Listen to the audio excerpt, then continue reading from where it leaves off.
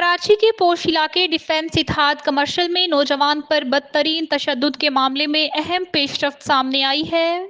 Gizri police ने वाक़ये में मुलव्विस दोनों मुल्जिमान को सिटी कोर्ट में जुडिशियल मजिस्ट्रेट जनूबी मुजम्मल अली सोमरो की अदालत में पेश किया। पुलिस ने मुल्जिमान की जिस्मानी रिमांड की इस्तदा की, जिस पर अदालत ने 2 रोज़ा जिस्मानी रिमांड मंजूर करते हुए आइंदा समाअत पर मुकदमे की पेशरफ्त रिपोर्ट तलब कर ली।